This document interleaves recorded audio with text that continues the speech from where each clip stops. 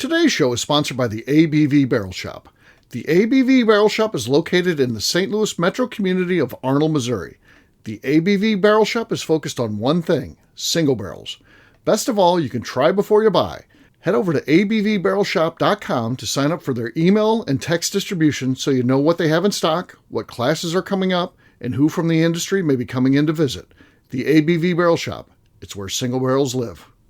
We're also sponsored by the Bar to Go. The Bar to Go offers traveling minibars that are no bigger than a small purse or toiletry bag. Best of all, they are fully customizable so you can create the perfect piece that is unique for you. If you own your own business, what a fun and unique way to promote what you do. Check them out online at thebar2go.com. That is the number 2 in the Bar to Go. If you have wholesale questions, call my friend Isabel Clark at 504-481-1297. Finally, we are sponsored by the Neely Family Distillery.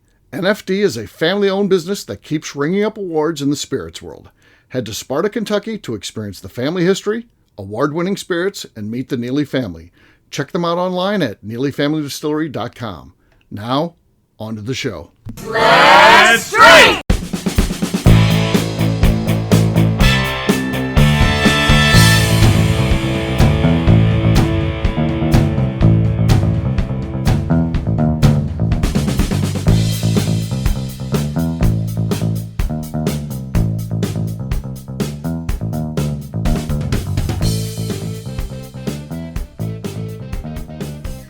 Welcome to the Bourbon Daily, the podcast about everything bourbon delivered to you every day of the week. Today on the show, we discuss Brown-Forman CEO blames sluggish whiskey sales on 3 things.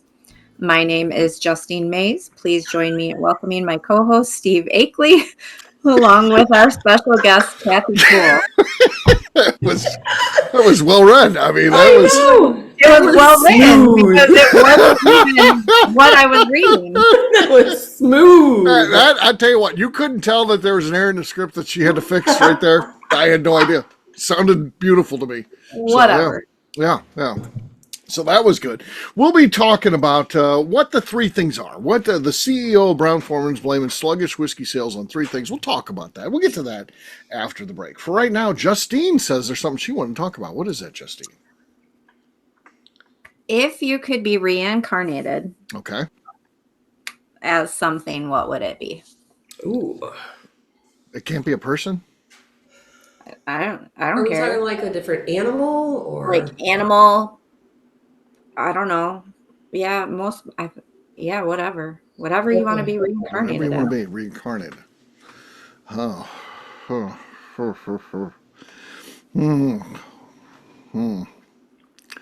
I mean, I got a pretty good life. I would be Happy reincarnated as myself. I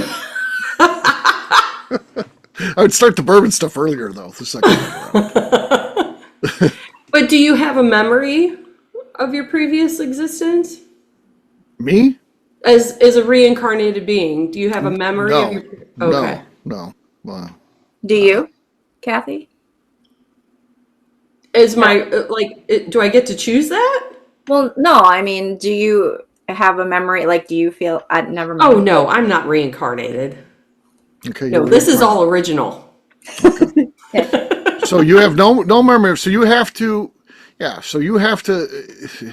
It's like someone comes to you. You're getting ready to die, and they're like, "Hey, by the way, you might not have believed in this or whatever, but guess what? Reincarnation is real. You got to go back." And let's say you can't be human, so you're not going to be human this time. You can be an insect or an animal. What are you going to do? Man, that's tough. I think I'm gonna be a whale. I've lived that life already. It's not that great. It's not a whole lot of fun, to be honest with you. Well, I feel like they don't have a lot of predators. They get to travel. Yeah. What about No one's like collecting them for their oil or their blubber anymore. I think I would just go select mayfly, because don't they live like a day, and then I'm back in the system. I'm like a day, like 24 hours later, I'm back in the system. I'm hoping, all right, send me to something good here. Maybe I'm Kate Upton's future husband in this next one or something. Let's see what we got. Let's see. I want to go back 24 hours, so I'm back in the mix. I'm back in the hunt, because it's the way we set this up. You don't know. You don't have to believe this or whatever, but it's 100% true, and there's a reckoning But time. what if you only get to do it once, and then after that, that's it? Oh, They're like, okay, we're going to give you one more go. One more go. Huh. Well, I mean, that's tough. Then you got to be an animal. I think I'd go with mayfly and just be like, yeah, sure, Yeah, let's do 24 hours, and then I'm 24. done. Yeah, I think that's it. I think all right, then I'll just be done. Because an animal, I don't want to be an animal. You know, I don't. It's a tough gig. It's a tough role. You might end up eating your own poop and shit. I don't need that. But you wouldn't Might end up getting hit by a car. Or you get hit by a car. Yeah. Not if you're a whale. Yeah. I don't know. What about you, Justine? Yeah, you asked the question, so you have thought this out to some degree, I would think. So my initial thought, like if somebody had asked me this like a while ago, I would have said shark, because you know. You like sharks? Would you expect any different? You might be on TV then. You might be on TV. Yeah, I could be famous for eating somebody. But then I was thinking about it the other day, because I was having a really shitty day, and I was driving home and a bird shit on my car, and then I thought I would want to be a bird, because then I could fly around and poop on people that I don't like when I was a person. That's not bad. I kind of like that. Yeah. Yeah. It's like, I didn't like you when I was a human, so I'm just going to poop on you. That's true. If you're in the same area, fun, though? You could go around and just shit on all the people. Yeah. Again and again. Shit on their stuff. You know, there's one person and they're like, gosh, I just keep getting shit on by this bird. Every time I go outside, there's this bird, and it's shit. I feel like this bird is shitting on me on purpose. Oh, yeah. Yeah. It's me. Yeah. I would eat a very fibrous diet. I mean, I would be loaded up and ready to go. Oh, lots of blueberries. Lots of blueberries. Like staining. Dark. Staining turds, yeah.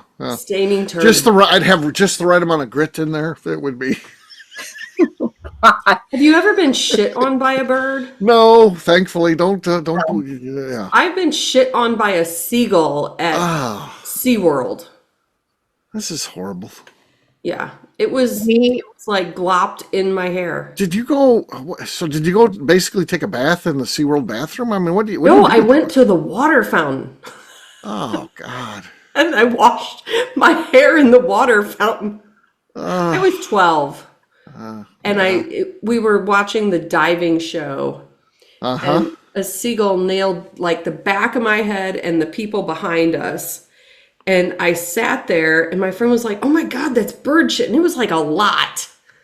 And I sat there and I waited until the show was over, and then I ran to the water fountain and washed my hair out in the water fountain, which hopefully they then ripped out of the wall and never used again. Yeah.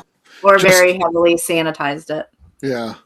Justine would be the only seagull in Holt, Michigan. Yeah.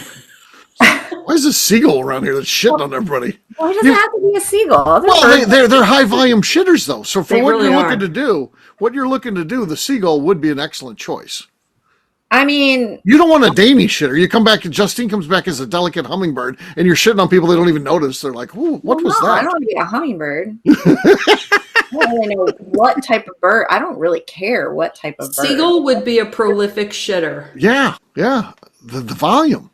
Yeah, because they eat everything. They're like the rats of they're like the rats of the sky. They'll eat it all. Right. You know for a fact, and I'm not saying you ever smell this or you ever will or you ever want to, but you just know empirically that a diet of blueberries and seed, the shit has to smell better than the diet of rotten fish that are found on a beach somewhere that they started munching on. I mean, it has to. And all the food that they steal. Yeah, they steal. Yeah, they're eating junk food and that. It's got to be worse for I don't them. know what the birds were that were in the tree that I parked under at work the other day, but they got you. Huh? they got my car very well. Yeah. Yeah. I get it. All right. On that note, guess what, gang? It's time to drink. What is everyone drinking? Let's start this time with Justine.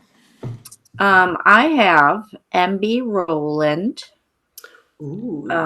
This was selected by Jackie Zykan, and it's very well loved. Yeah. very well loved. Almost down to the bottom label. Almost. This would be somebody's definition of a heel. I feel like somebody at the shop. Yeah, Gokin. Yeah. This is a Gokin heel. It's a Gokin heel right there. Okay, Basie. I'm going to go next because I feel like I'm going to match Justine Basie for Basie. I got a Wollersheim. Again, that's a about little bit more half. than half. Yeah. All right, let's see what we got here. Squeaky. I don't know why mine are always so squeaky. I don't know what's going on here. You need some WD-40. I think so. Justine has the lead, but KK has yet to go. Since KK, we're talking about birds, let's. This is Wild Turkey. It's a private selection. Okay. I imagine if a turkey shat on you, that also would be. They're not really getting above you though, so that's they're more. Be a bird that flies. They're more sticking on the ground. All right. Well, let's see what this bottle pop does. Okay, that's enough to win it. That's.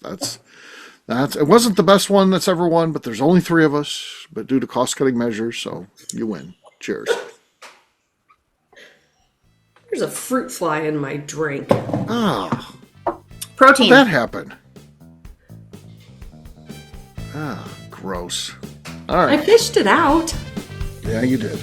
We'll take a quick break, and then when we come back, we're going to be talking about those 3 things that seem to be hurting liquor sales. We'll do that in just a few.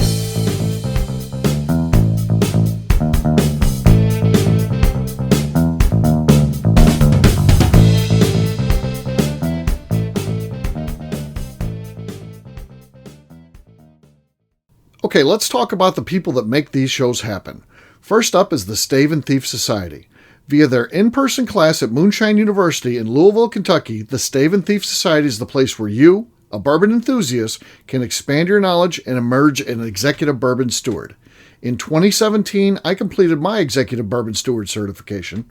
It's the most comprehensive bourbon certification available and connects you with an expansive network of bourbon enthusiasts and professionals.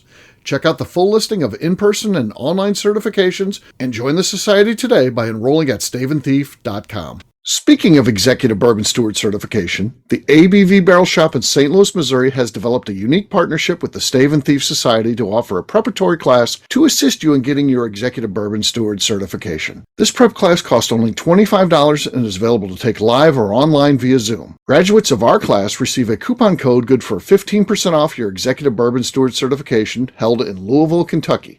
This saves you almost $90. Additionally, you can collaborate with fellow attendees to split travel costs when you go to Louisville. If you're interested in signing up for the class, simply head over to abvbarrelshop.com and check out the classes and events page.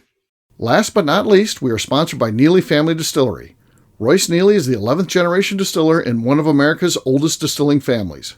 A visit to Neely Family Distillery takes you through family history, where you can see all the artifacts and newspaper clippings through the years from this family that started distilling in America after James Neely arrived from Northern Ireland in 1740. Today, Royce Neely and his team are crafting some of the best spirits in America. Their bourbon and absinthe offerings keep winning top honors in the spirits competitions. Recently, their absinthe made history as the first platinum winner in the absinthe category at the San Francisco Spirits Competition. Neely Family Distillery is definitely a bucket list destination if you are a bourbon fan. Learn more about their spirit offerings, visiting their facility, and the awards they have collected over at NeelyFamilyDistillery.com. And now, back to the show.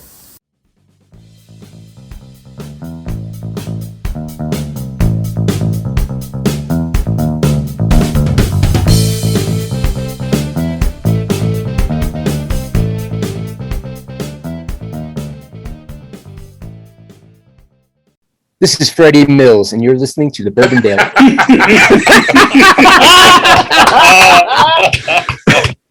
Welcome back. Today on the show, we are talking about 3 things that the Brown-Forman CEO blames sluggish whiskey sales on. Yes, we are. So Lawson Whitting, which is a good rich person name.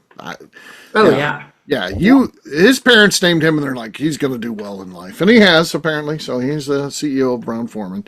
Lawson, what are you doing? Get over here.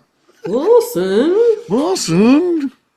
So he says there's 3 things right now that are really hurting alcohol sales. What are they, KK? You're our research specialist. I am the research specialist. Okay. The first one that Lawson thinks has an influence is cannabis. What the hell's the deal with this cannabis? What's the deal with people drinking cannabis instead of drinking the whiskey? Yeah. I mean, I think he's right. I mean,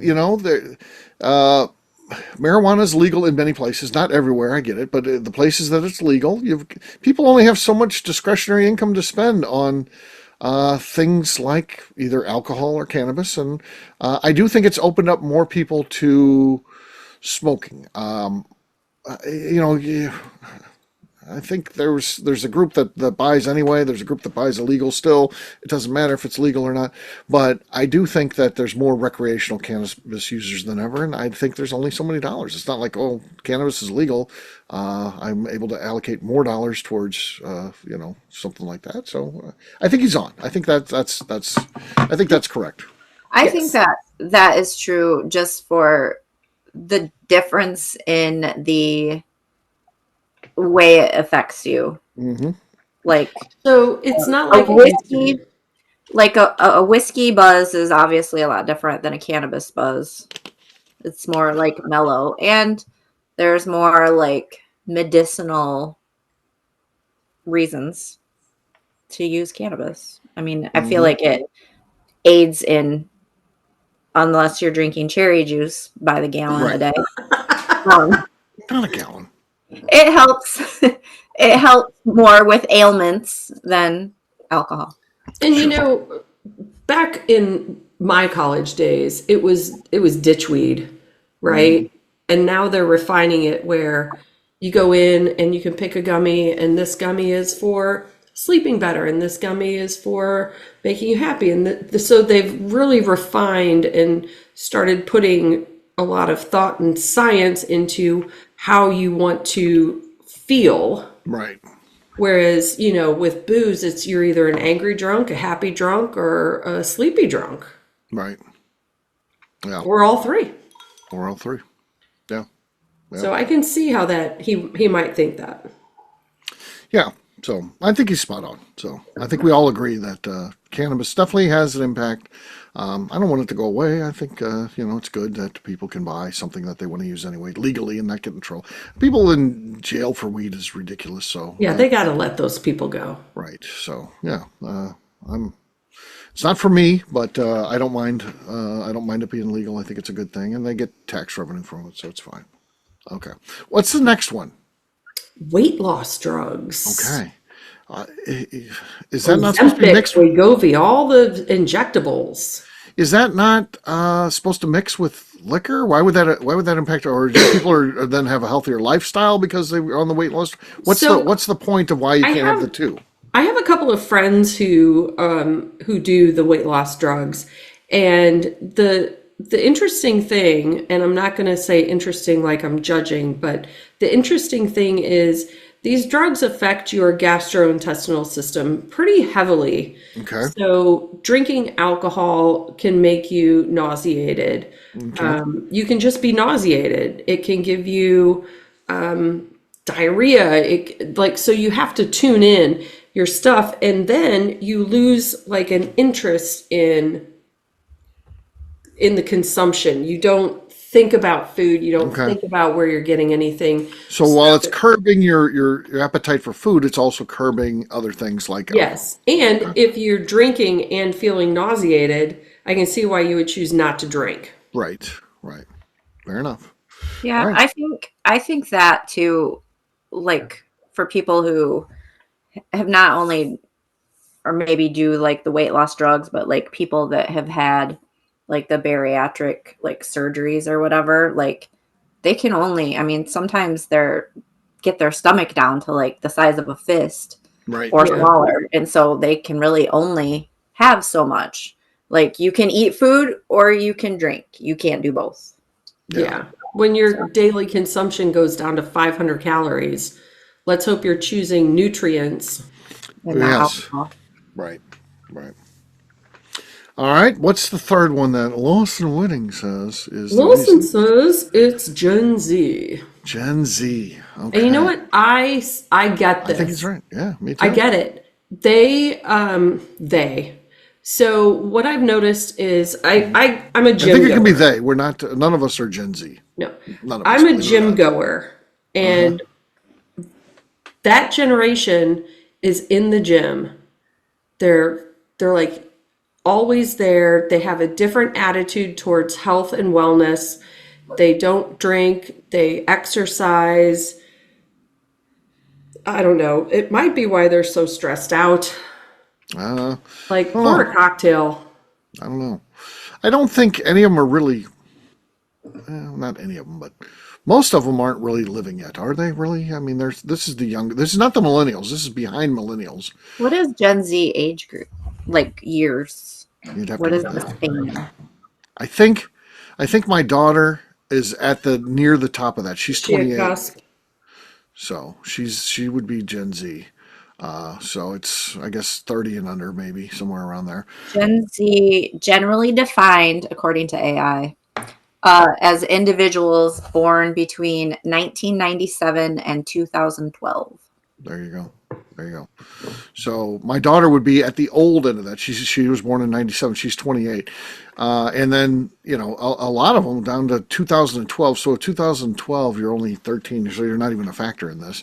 But most of them, the ones that are of legal drinking age, are then between 21 and 28. Well, at that age, do you have house payments? Do you have kids? Do you have those? Mostly you don't. It's still a fun age for most people. Again, there's exceptions to every rule. I get it. You can probably find somebody who's 24 and married and 2 kids and has a traditional house, but most of them aren't to where they're dealing with those things yet. I think they'll start drinking. They just need to get to the stage where they have a career that's not progressing like they want to. Yeah.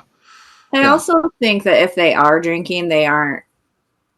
They're probably drinking seltzers. They're drinking like canned cocktails, like long drinks, high noons, White Claws, neutrals. Or going to breweries and drinking like. I don't think we can give up on them yet. I think they're still young, even at the oldest, the 28s and or so, 27s, 26s. I think there's still time for them. They still might take a. Once they hit 30, they're like, "This shit's stupid. Give me some whiskey." Right. Yeah. Yeah. I mean, you do. You have to grow into a little bit of a whiskey drinker. You have to. Right. And if you think about put both of yourselves back into those ages. So say you drop yourself back to age 24, and you can't be like, well, now what you throw yourself back to where you were at, at that time. Whiskey's.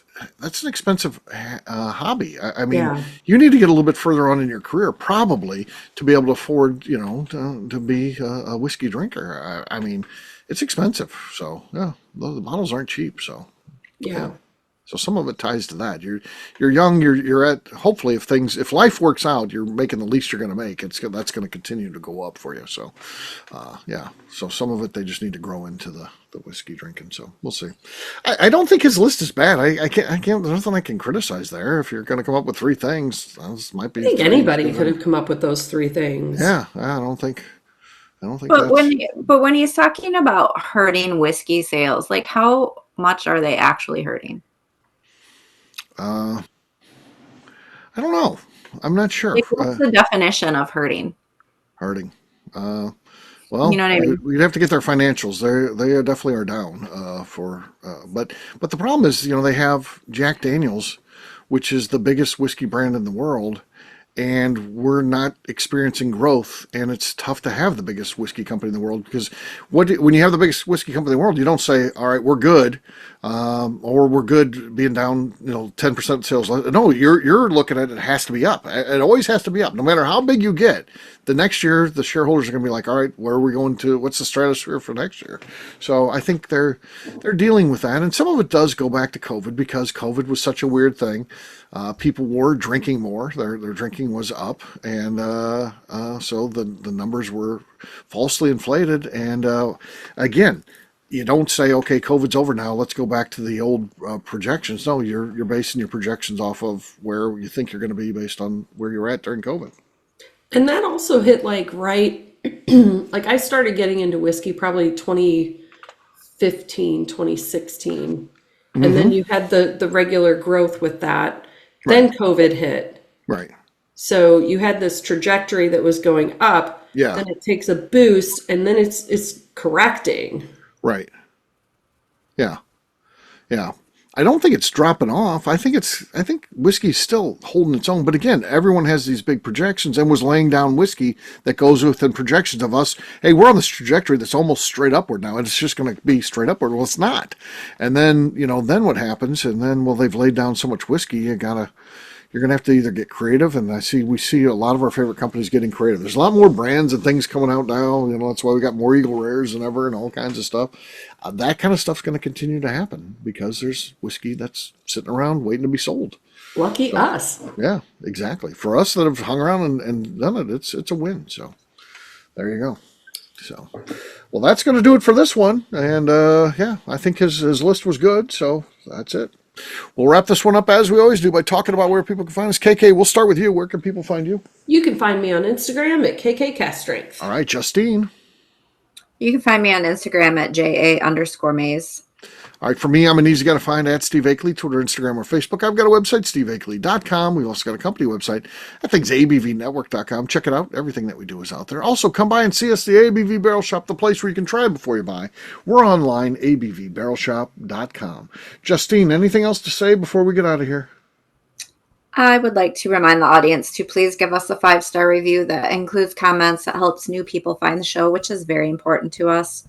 Also, if you like what we're doing, please visit our Patreon page at patreon.com/theABVNetwork. Great job today, gang. Farnance, we'll have a brand new show for you tomorrow. Looking forward to that. Until then, take care, everybody. See ya. Bye. Peace.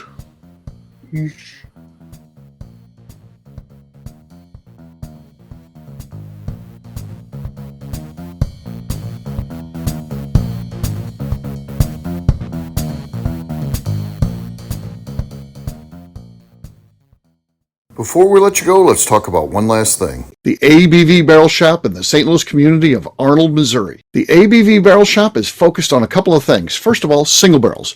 We are the place where single barrels live. We go to distilleries, taste through the whiskey, select the best barrel, and have it shipped to our store where we present it to you, our customers, by allowing you to try before you buy. We're also known for the classes that we have in our education center in the store, as well as the events we have with industry professionals from the bourbon business. If you're in the St. Louis area, please come by and visit us at 6 Fox Valley Center in Arnold, Missouri. Or at a minimum, at least sign up for our email and text distribution so you know exactly what's going on in our shop over at abvbarrelshop.com. This is Steve Akeley, owner of the ABV Network, signing off. We thank you for listening to our programming and truly appreciate your support. The Bourbon Daily is part of the ABV Network. For more information or to become a sponsor, please visit abvnetwork.com. Thanks for listening and cheers. This has been a Steve Akeley production.